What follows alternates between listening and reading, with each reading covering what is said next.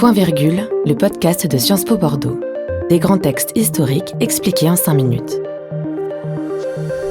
John Fitzgerald Kennedy. Discours radio-télévisé du 22 octobre 1962. Le prix de la liberté est toujours élevé, mais l'Amérique a toujours payé ce prix.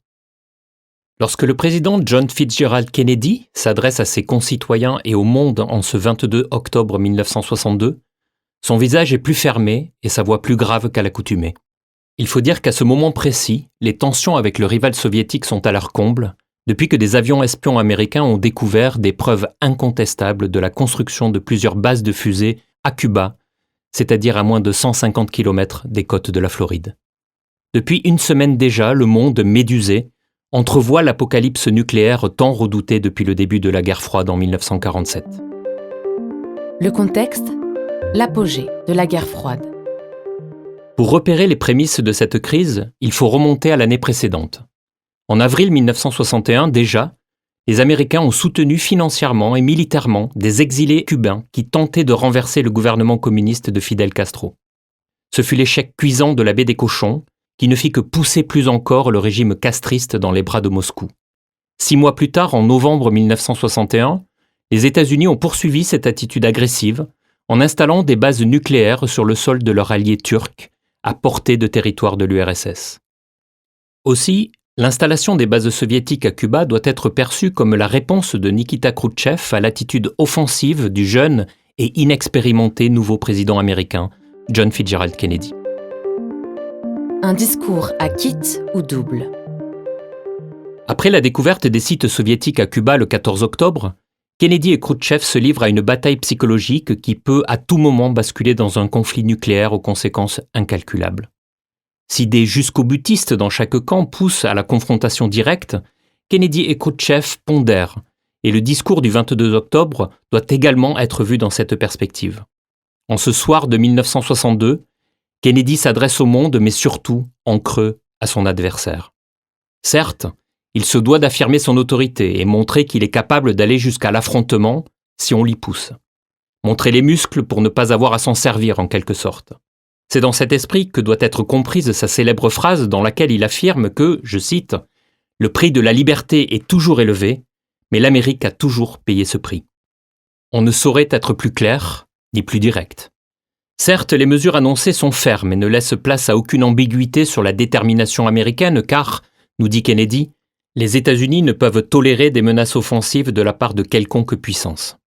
Aussi, il annonce plusieurs décisions propres à faire reculer Khrouchtchev.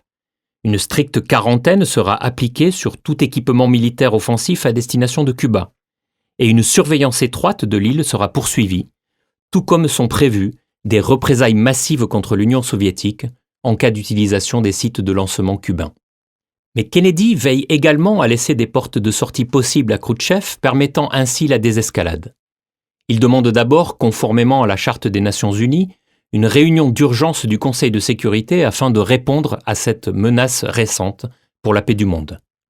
Il en appelle aussi ensuite directement à son homologue afin qu'il mette fin à cette menace clandestine, irresponsable et provocatrice à la paix du monde et au maintien de relations stables entre les deux nations. Il lui demande d'abandonner cette politique de domination mondiale et de participer à un effort historique en vue de mettre fin à une périlleuse course aux armements et de transformer l'histoire de l'homme. Comme il l'affirme en conclusion, son but n'est pas la victoire de la force, mais la défense du droit. Car il n'est pas de paix aux dépens de la liberté. La fin de la crise et ses conséquences. Malgré les tensions persistantes, dès le 24 octobre, Khrouchtchev ordonne aux navires soviétiques qui faisaient route vers Cuba de faire demi-tour. Le 26 octobre, des négociations s'engagent et aboutissent à un compromis. Côté américain, Kennedy renonce à envahir Cuba à l'avenir. Dans une clause secrète, il va même plus loin en ordonnant le retrait des missiles américains de Turquie. Du côté soviétique, Khrouchtchev s'engage le 28 octobre à faire démanteler ses bases de Cuba. Ainsi, la crise de Cuba apparaît par son ampleur et son intensité comme la plus dangereuse de la guerre froide. Au cours de ces 13 jours fatidiques d'octobre 1962, le monde a retenu son souffle et son sort a bien failli basculer. Le coup est passé près, mais cette crise a montré que les deux grands n'étaient pas prêts à prendre le risque d'un conflit nucléaire aux conséquences désastreuses. Cette prise de conscience débouche alors sur une nouvelle période de la guerre froide, la détente, marquée par la primauté du dialogue, afin de prévenir de nouvelles crises. C'était Point Virgule, votre podcast de Sciences Po Bordeaux.